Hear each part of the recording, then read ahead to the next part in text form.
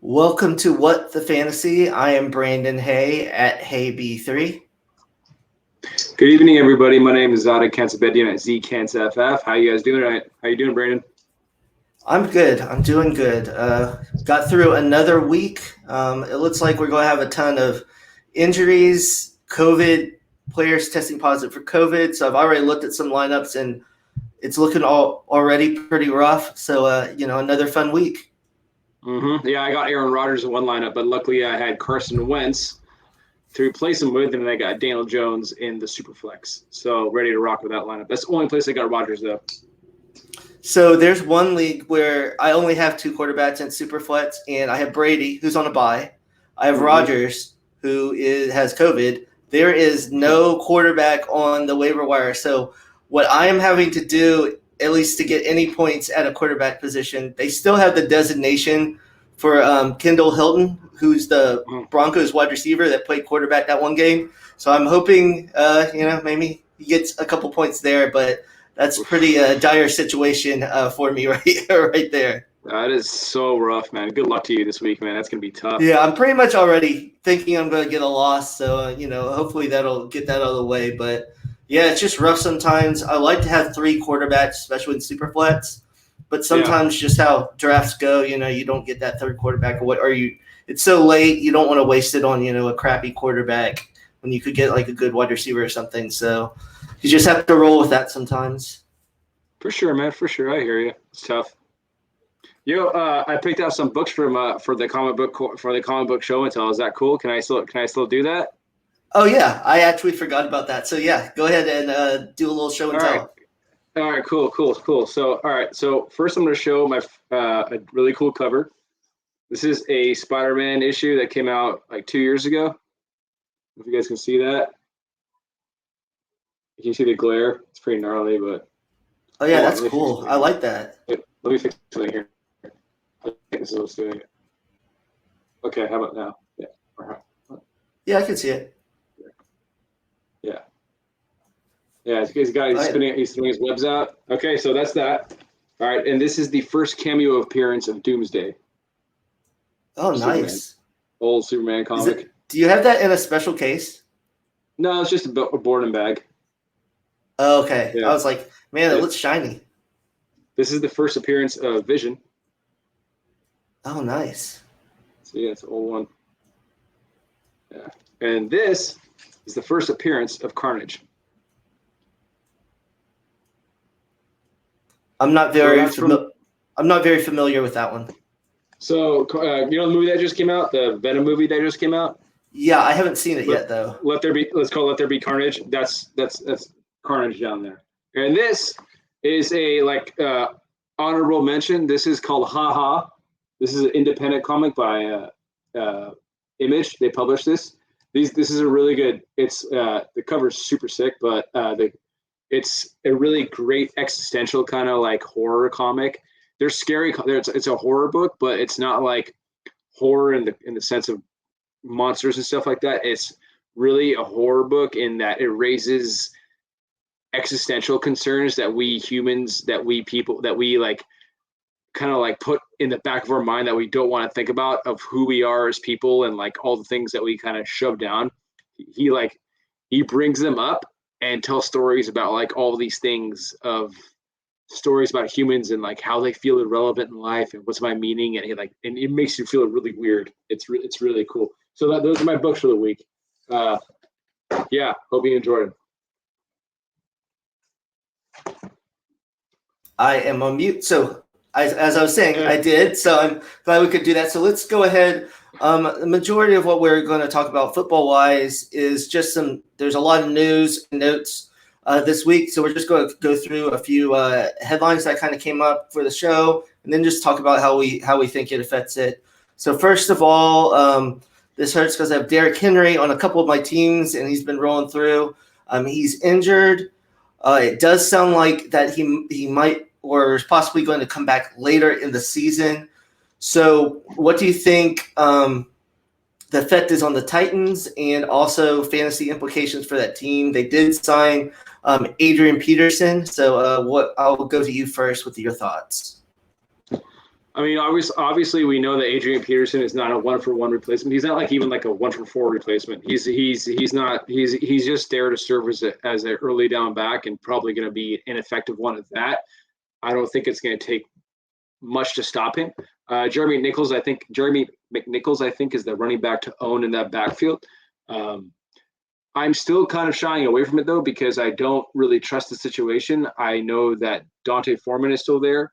I know they have like a Mekhi Sargent or something like that over there. I forgot his name, but he's another. I just feel like this running back, this backfield is not as cut and dry as we've made it out to be. There's more to it. So if we were going to play anybody, I guess I'd say Jeremy McNichols, just given the matchup because it is the Rams. I mean, you might get 1 or 2 good games from Adrian Peterson because he hasn't gotten any run at all this year yet, so he's got some probably juice in the legs. But I really wouldn't be betting on it. I mean, the Titans they have the Rams this week, then they have the Saints next week. So that's already 2 weeks you're not really going to be using Adrian Peterson unless you're in the deepest of leagues. I think this does cause problems for the passing game as well because no one is going to respect the play action. I mean, they probably will because the run game does. We've seen actually stats that have shown that an ineffective run game still makes the play action work. So it's too early to tell if A.J. Brown will be clamped down on by defenses. It doesn't take much for him to break off a long one, so I'm not really too concerned with A.J. Brown. But I think it does affect the ceiling and trajectory of his production as opposed to if Derrick Henry were still in the lineup. So that's my take on it. I agree on a lot of those points. The only thing with Adrian Peterson is I think they are still going to give him a healthy enough carries, maybe 15-ish, because I think they're still going to try to at least pretend they're going to establish the run. And say you get around 40 or 50 yards and hope that he, kind of gets a goal line carry and scores a touchdown. I mean, obviously lower end running back, but I guess if you're depending on that, that's what you're kind of looking for. I like Jeremy McNichols, but there's been games where he gets passes and suddenly he doesn't. I don't know if since Henry is out now, does that mean McNichols gets more rushes? I don't know if the Rams game will truly tell us, how they're going to go moving forward because they're going to have to outscore with the Rams, and the Rams have a good defense. I think another worry I have is Julio Jones just cannot get on the field. He's had those hamstring injuries. And with A.J. Brown, I am interested because everyone's always wanted the Titans to throw him the ball more, to throw the ball more, and they might have to now without Derrick Henry. And then we'll also see can Ryan Tannehill do that? We saw at the beginning of that Colts game he threw a couple picks. So it'll be interesting with that. But, I mean, they have such a lead in that division. I still think they'll make the playoffs.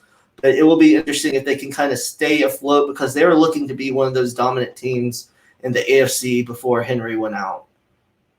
Right, I agree. That's a good point about Adrian Peterson still getting his work. I think, if you think about what they did with Derrick Henry, they started to incorporate him more in the passing game.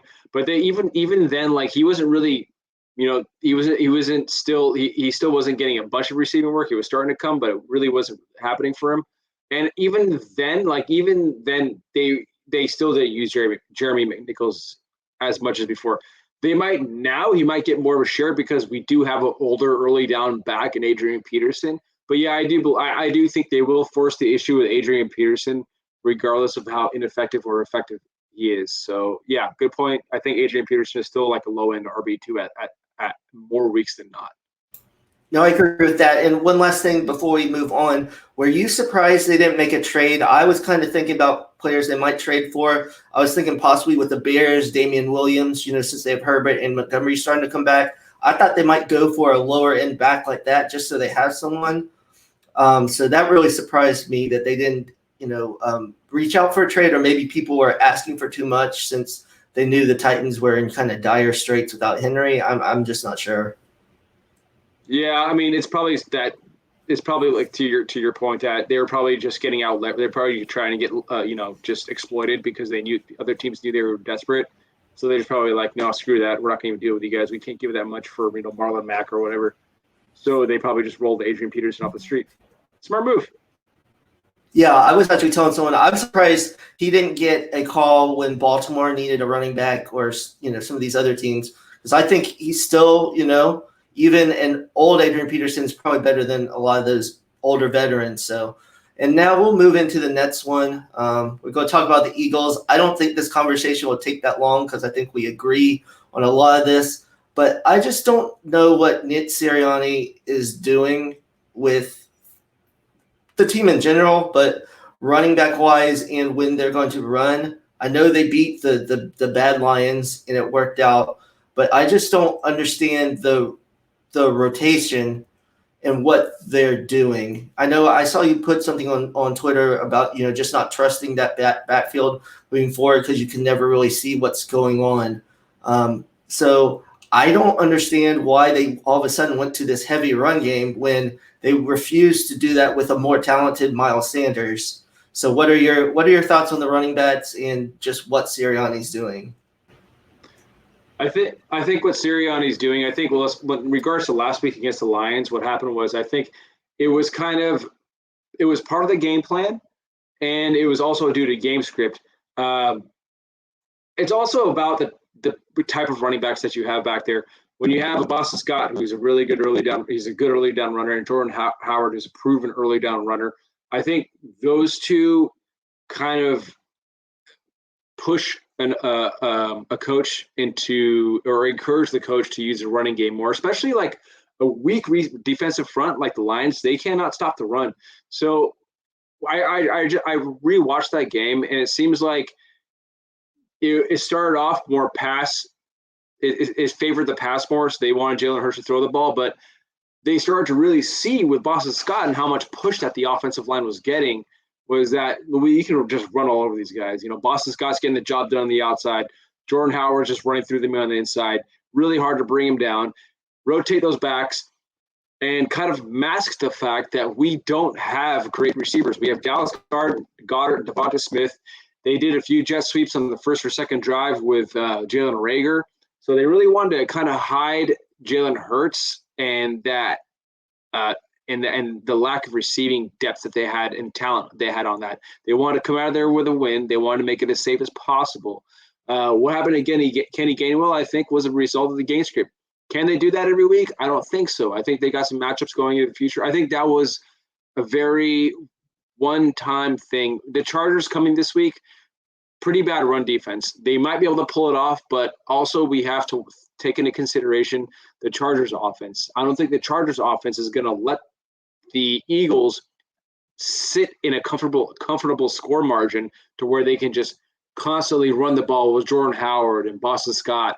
And even though those guys are good early down runners, it's not going to allow the Eagles defense to especially contain Justin Herbert and let the Eagles offense continually run with those guys. So I think we will see Kenny Gainwell back into the game script a little bit more. Not as bad as last week, but again, I don't really want to trust Kenny Gainwell. I think Boston Scott is the guy to go to here. Jordan Howard, only if we can project the Eagles to have some kind of comfortable lead or stay in a neutral game script going to the later quarters of the game. Yeah, I mean, that makes sense. And I think my main thing is, so it's just, I don't understand. When Miles Sanders was healthy, they just did not, like, Boston Scott could usually not get on the field at all. And if you trust him in this, early down work and everything, I just don't understand why he didn't play. Like, he didn't play, and they weren't running Miles Sanders. So it wasn't like they, knew Miles Sanders could run up the middle, so they didn't need Boston Scott. They were doing neither. So that part just confused me. And with Kenny Gainwell, we've kind of talked about, in the negative game script, he's more usage and everything. But even his usage is a little misleading, at least games I've seen. It's a lot when they're down late, the last couple of drives. He just throws a bunch of dump offs to Gainwell. And I just wish they could find a way to use him more throughout the game in a more, just use his talents more than just, a guy that just leaks out of the backfield all the time. Yeah, and again, this comes down to Sirianni. As not using his resources correctly. I mean, he's not a good NFL head coach. He doesn't know what he's doing. I don't think he's imaginative enough. He's not imaginative enough with Jalen Hurts. He's not putting his players in positions to succeed. He's not calling plays. He's not calling offensive plays that get his players open, or they're not calling audibles at the line of scrimmage when they need to be calling audibles and calling out a certain run plays or pass plays. He's not a good coach. It really comes out of that. So when they use, again, like last week, so when they use like the run game, they're not only masking their inefficiencies on the offense, but I think Nick Sirianni is masking his inefficiencies as a head coach because he's trying to keep a coach. He's trying to keep a job. He's trying to get a win where he can get a win. But more often than not, and I think it's like 95% of the games that they go through for the rest of the season, they're not going to be able to pull that kind of stuff for the rest of the season. So Boston Scott last week, I don't think it was implied for him to have, I don't think the run game was supposed to work that good, but, I think they found out they saw how bad the Detroit Lions run D was, and the line was just getting so much push that they just went with it. So don't really depend on that going forward is my take. No, I agree. So let's go on to the Chiefs on Monday night. They got a win against the Giants. I am not going to lie. I watched maybe a quarter of this. The game was not very good. Neither team played overly well from when I was watching.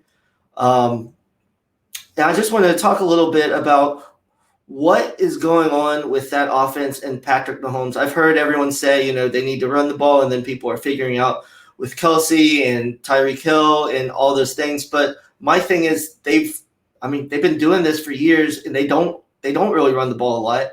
And it just seems like I don't know if there's something else going on with Mahomes, injuries, stuff outside of football. But even when guys are open, he doesn't seem like the same guy and everything. And what do you think's going on with the Chiefs? I mean, simply, I think just the book is out on the Chiefs after so many years of them doing the same thing, right? You have Hill, you have Kelsey, and you have running backs that you really don't use too much.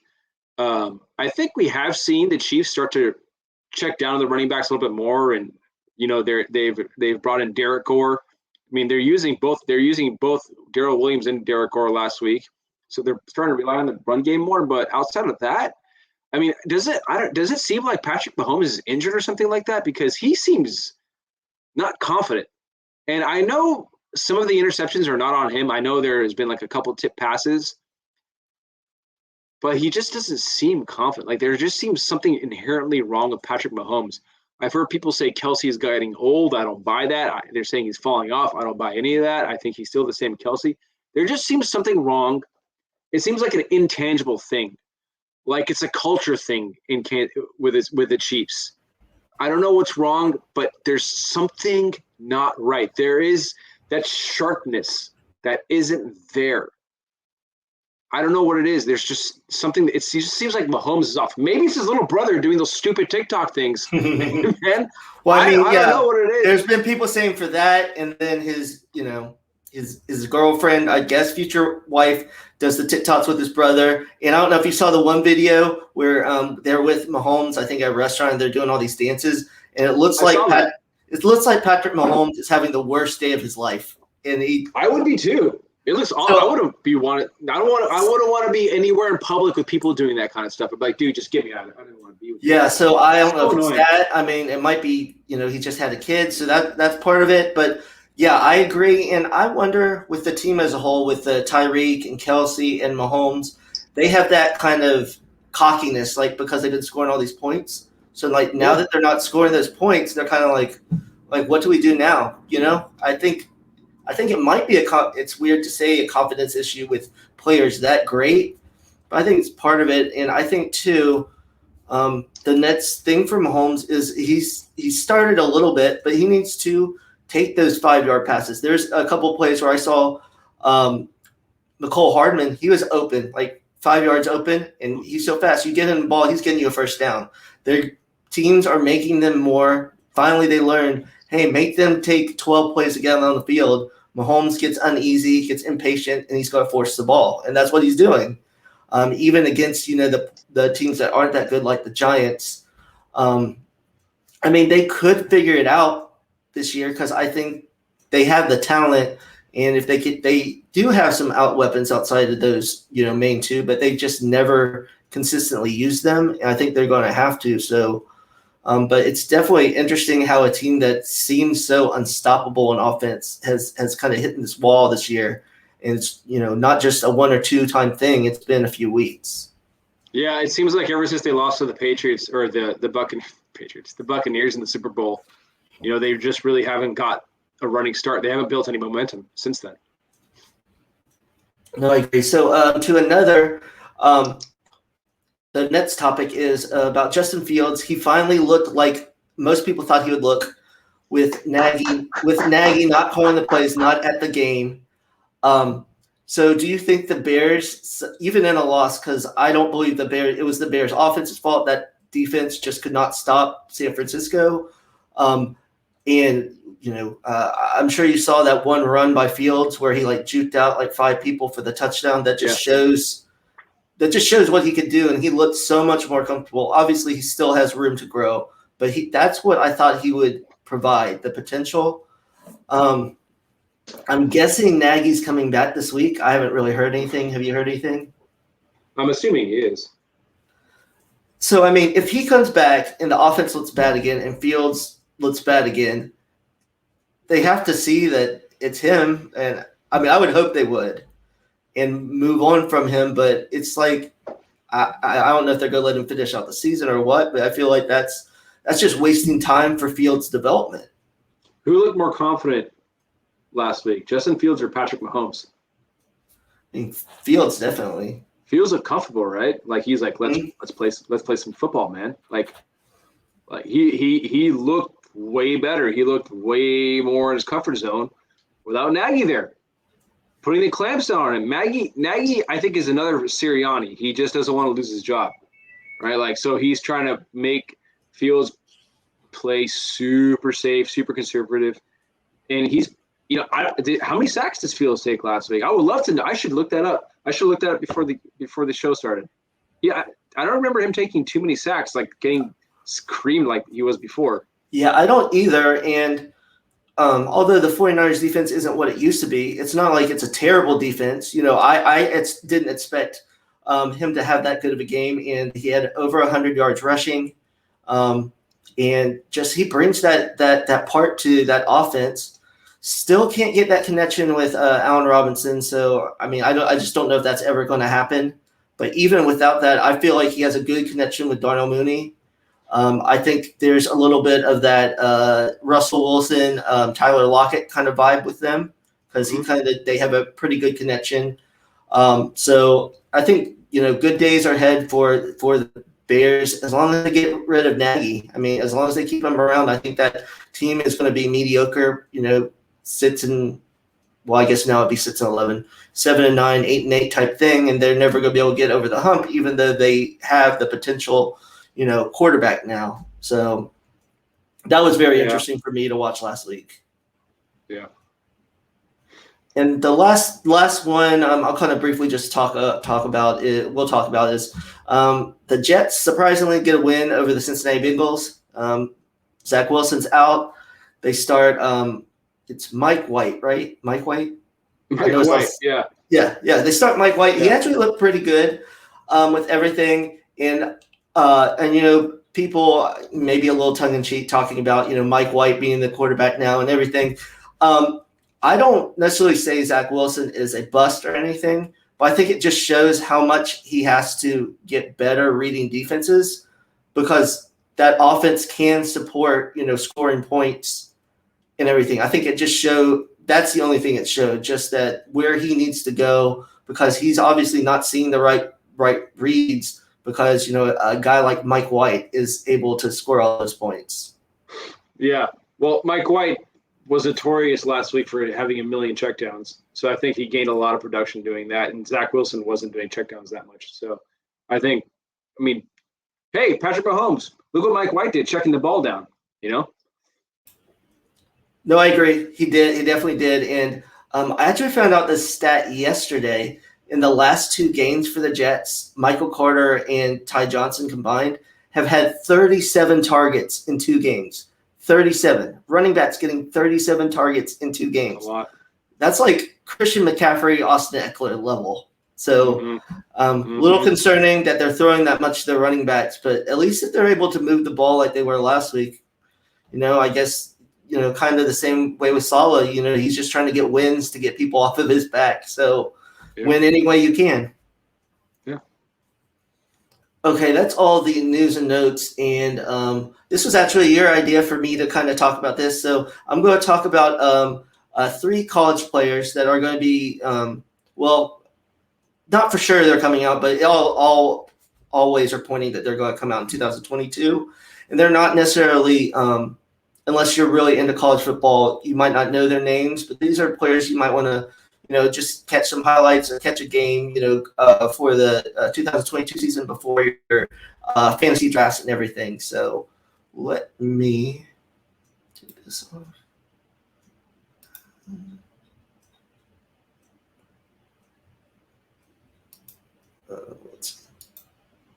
Okay, there. The first guy, his name's Cole Turner. He plays at Nevada. He's 6'6", 240. He was a wide receiver his first 2 years, flipped over to tight end last year and started to bulk up. He's your typical NFL for the NFL, that tight end that you put out wide is a mismatch for the defense and everything. Similar numbers last year and this year: 49 catches, around 600 yards. He has 8 and 9 touchdowns.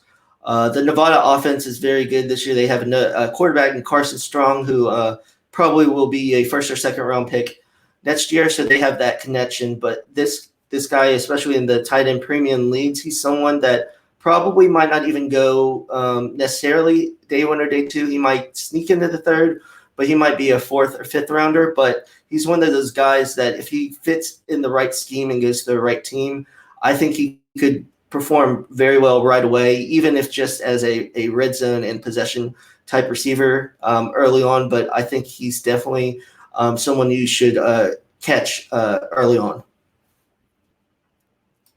He reminds me of a kind of like a Jacob Harris kind of build. Yeah, similar. Yeah.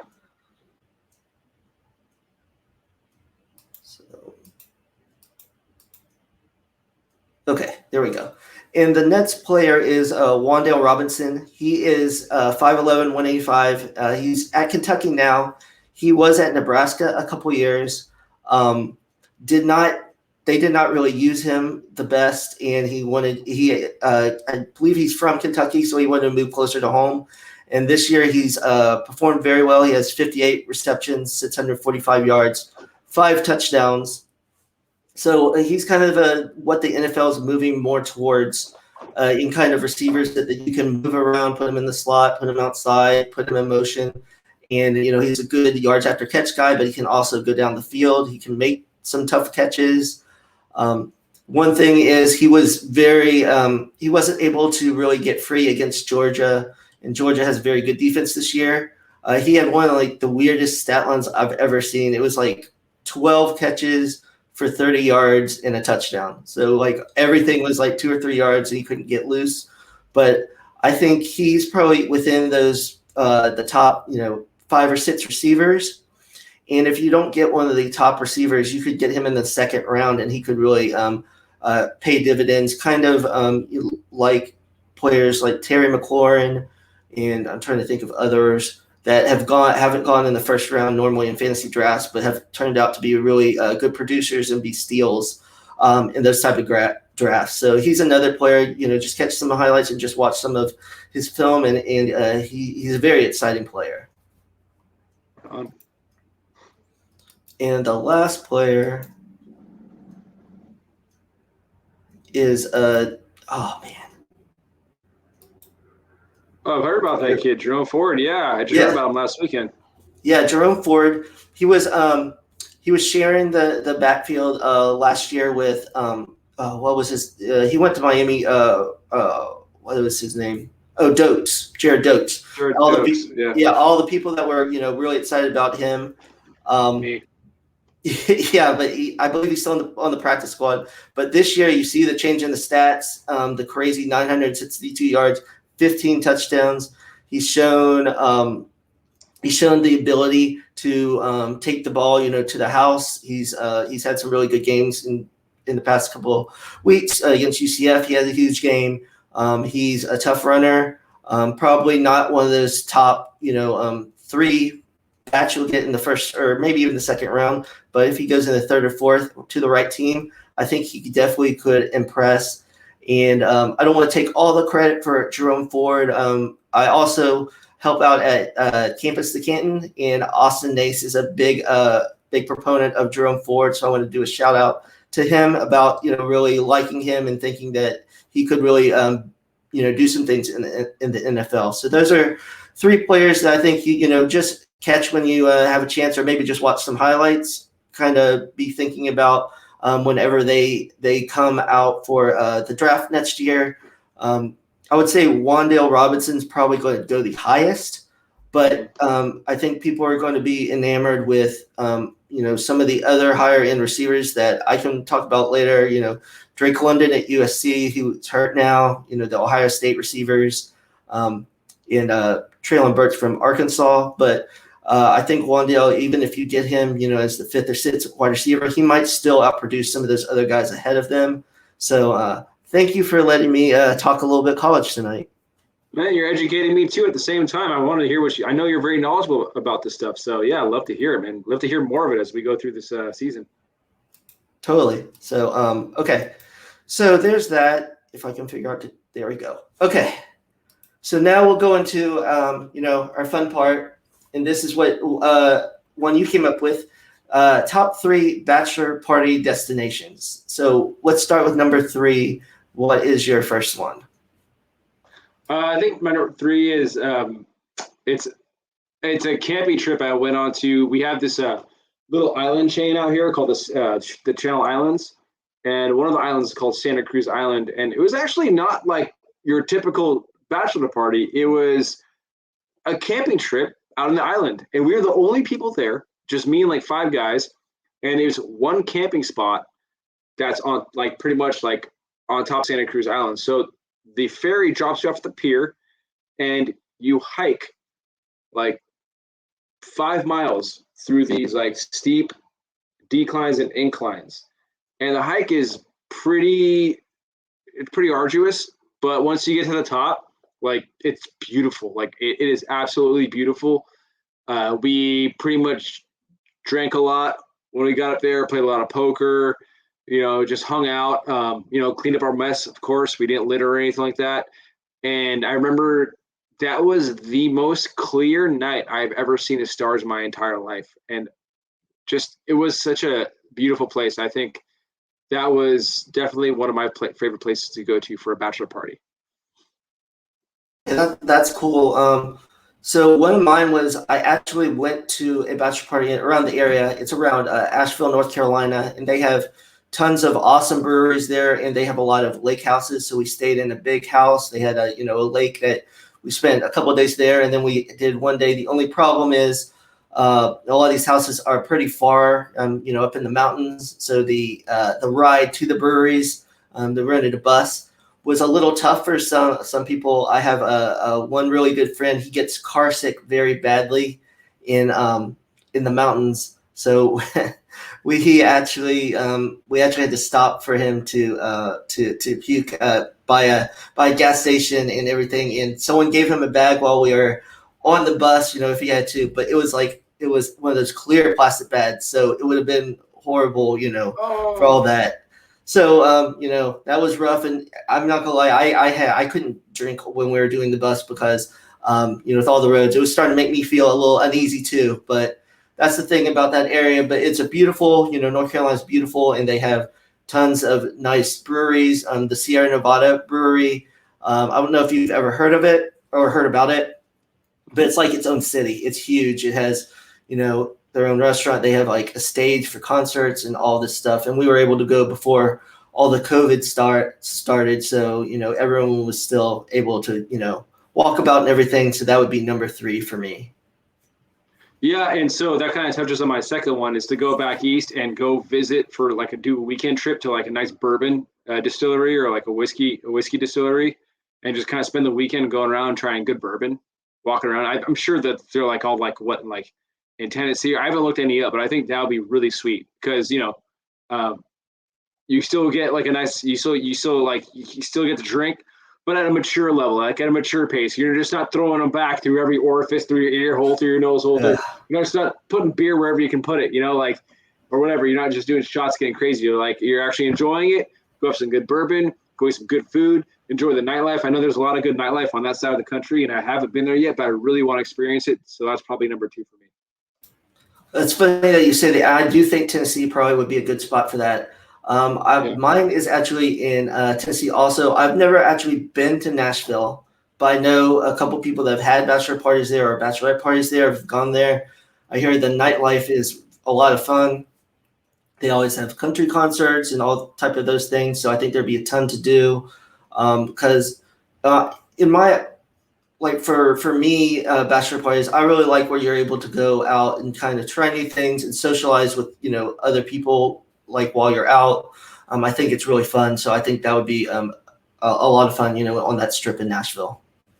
Yeah, definitely got to get out there. My first overall bachelor party I've ever been to was we have this place called Las Gaviotas in Rosarito, Mexico, and I went there for my buddy Mike's bachelor party 4 years ago or 5 years ago. And I think about it at least once every week because it was probably the best time of my entire life.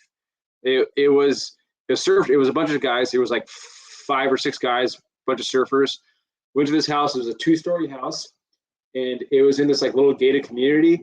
I remember walking up and walking into the house, and I didn't help unload anything. I wanted to go surf so bad because we were on the road. So I went in the house, and in the house there was a foosball table. In the house is the first thing I saw. Big, beautiful living room, huge glass windows, and out the windows with this perfect right-hand point break with one guy out, and it was like 4 to 5 feet, and the water was bathwater warm. And there was a little beach on the bottom, like a little beach nook you can go hang out. We spent every single day on the beach, just drinking tecates every single day. There was a jacuzzi in our place. We, what's it called? We had a hammock we would just sit out on. We had a karaoke machine we would put on the balcony, and we just sing to the entire beach. Like the entire community loved us. Like we made a name for ourselves. And it was cool because everybody, like we all cooked dinner together at night, and we all helped clean up we all helped clean up, and nobody was like slacking. But man, we had like a surf contest. We held a surf contest for ourselves on the beach. There were local women that would come down on the beach and make pina coladas and michelada. You know what michelada is? Michelada? Yeah, I've had them before. They're good. I really like them. Yeah, that was the best time of my entire life. I had a blast. We met some of the coolest people. I want to go back. That was the top bachelor party and the top weekend of my entire life.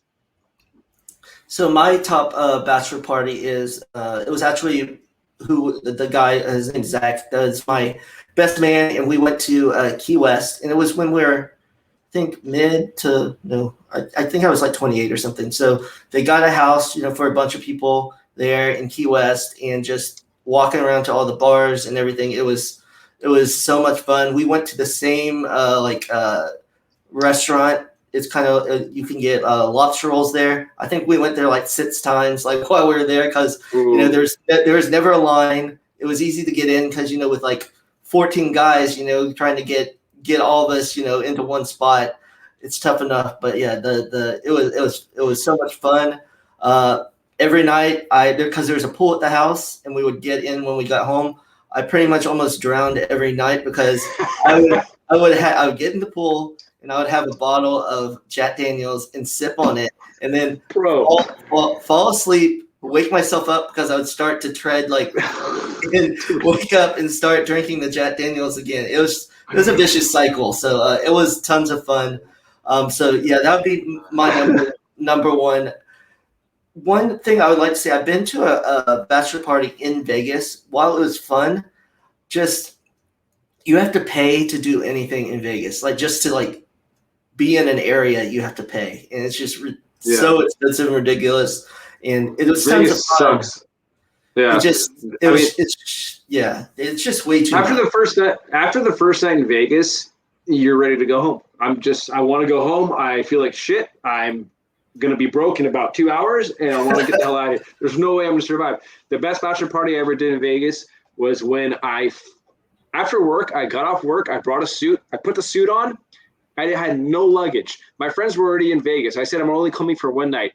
I had whatever I had on me, no luggage, and I flew into Vegas, and they were at the craps table when I flew in. So I flew in, went straight to the craps table. We played craps till 5 a.m. We got in the car, we went home. That was perfect. I left up. I won money, and I got out of there. That was the best thing ever. Yeah. Yeah, I mean, I love the idea of Vegas, just like all the gambling and all the fun and everything. But like there's, we went to an area by the pool, and we pretty much spent like $500 just to sit by the pool and get like one bottle of vodka. A bottle. Yeah. Yeah. And it's just so crazy. Dumb. You have to like at the betting area, you have to like pay to like just stand in that area sometimes. I'm just like, oh. So, it's fun, but I think just the cost of everything and sometimes it's just so hard, but it was a lot of fun when I did go. So I think so. Yeah. So those are our top 3 bachelor party destinations. So I think that's going to do it for the show this week. Any games real quick? Any games you're excited for this week? Who's playing? I don't even know who's playing. It's funny you say that because once I said it, I was like, man, I don't really know who's playing. I'm actually excited to see if Justin Fields continues this style of play. I mean, is Nagy going to allow him to stay open, or is Nagy going to climb up on him? I swear to God. And I want to see what happens with the Eagles running backs against the Chargers. The Eagles defense looked really strong last week. I want to see if Justin Herbert can rise to the occasion. They got shut down by the Ravens. The Patriots beat the crap out. Patriots beat them last week, right? Yeah, they did. That was a surprising game for me. Yeah. There's some good storylines out there. Yeah. Let's see what happens. What about you? Definitely. I'm pulling it up real quick because you made a good point about that. The Chicago Bears play the Steelers, so that'll be a really good test for Justin Fields. About that. I think I'm interested, in the Rams and Titans game because there's been games where we've thought the Titans would lose, like the Chiefs Titans game. We thought the Chiefs would blow them out, and they played really well. So it'll be interesting without Derrick Henry. Can the Titans still play well? I'm trying to see any other Jordan Love against the Chiefs. How do the Packers respond? The Raiders, taking into consideration what happened this week with Ruggs, how does their locker room respond? How does their team respond? I think this will be a good test of, how they come together as a team and go on the road to the East Coast. West Coast team to the East Coast is very difficult. So let's see what the Raiders do. I'm rooting for the Raiders. I've fallen in love with the Raiders this year, and especially after Gruden left. I really like the way they've come together. So I think definitely. Those are two. Yeah. One last game I just saw is the Patriots play the Panthers, and supposedly CMC's coming back this week. So I'm excited. So if that really does happen, I'm excited to have him back. I know. They keep on getting my hopes up. So I'm hoping this is the time. This is the time. I really need him back. I know you have a winning team. I really need him back. So so that's our show for this week. I am Brandon Hay at HayB3. And I'm Zada Cantabedian at ZCantsFF. We'll catch you next week. Later, guys.